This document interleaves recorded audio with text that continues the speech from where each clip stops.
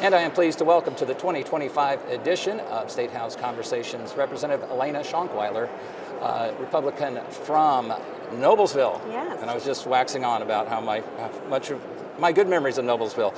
You are a freshman. Yes. You haven't been put in a locker upside down or anything like that? No hazing. It's just, no, it's early. It's early. It's early still. All right. Well, congratulations.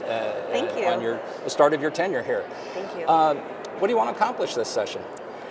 I think that there's so much that our Hoosier State is doing really well. I think we're just looking at some of the major issues that we saw when we were out knocking doors. I know, obviously, it's a budget session, so we'll see. I've heard that. Yeah. No, yeah. Did you know it was a budget session? Somewhere I read that. Yeah. Just wondering. Yeah, it's a. We have a lot of priority bills coming out. We've got some more than 1,000 bills, though, and only one is going to be the budget. So yes, there's room for some other things. Yeah, yes, that's true.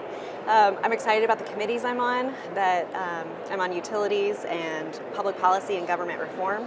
And as like a small government Republican, I'm excited to be on that committee and learn a lot of things. So, yeah. And what will be your initial legislative mark in terms of changing the state statute if you were so fortunate? Sure. Bills, I know you've introduced several. Yeah, so I have 2 that I myself have introduced, and I'm signed on to a few more.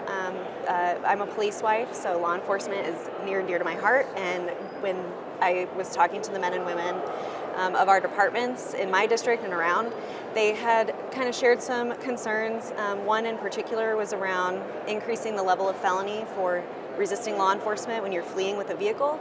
Our law enforcement partners have done a ton of due diligence on their own, from vehicular chases, from training, to identifying the folks that are driving those vehicles for public safety.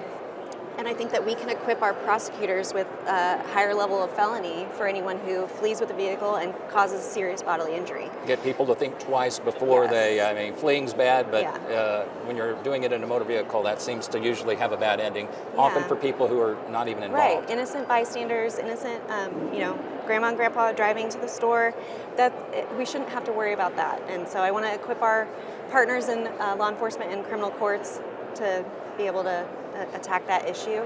And you mentioned another bill also on the law enforcement front? Yes, definitely.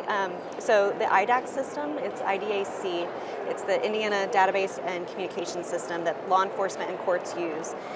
It's something that for instance, if a law enforcement agency has a stolen vehicle reported to them, then they can enter it into IDACs daily. But should that vehicle show up in another community, those officers might pull them over, flag them from a traffic violation and run their plate and see it's a stolen vehicle. They'll pull them over and they'll operate as if it's a stolen vehicle.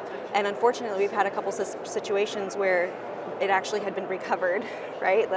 And it was the owner of the vehicle driving it. And it's a public safety and life safety issue for the officers to be able to have IDACs updated and in a daily, within 24 hours of those issues. So good for certainly the officer making the stop, and also for the individual being stopped. Right. So exactly. that everybody sort of knows up front.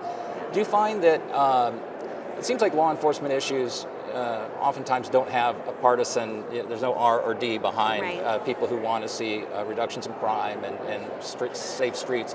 Do you find that you're optimistic that the reception of your proposals will be met with success this session? I think so. So I would say we have some really hardworking men and women in the State House who've really been pro-law enforcement.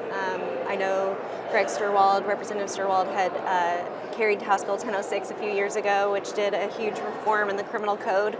And so I think right now what you'll see is some fine tweaking, some just fine minor adjustments to help facilitate the men and women in blue that are doing their jobs, our prosecution side that are doing their jobs, to just better equip them. I think that as we look at the thousands of bills that are filed this year, the chairman of each of those committees, the committees that they get assigned to, have a hard job of going through and seeing where things land and maybe where they'd be better suited. And obviously it's a budget session, so that's the priority. But I've heard that. I've heard that. But room for others. That's right. Sure.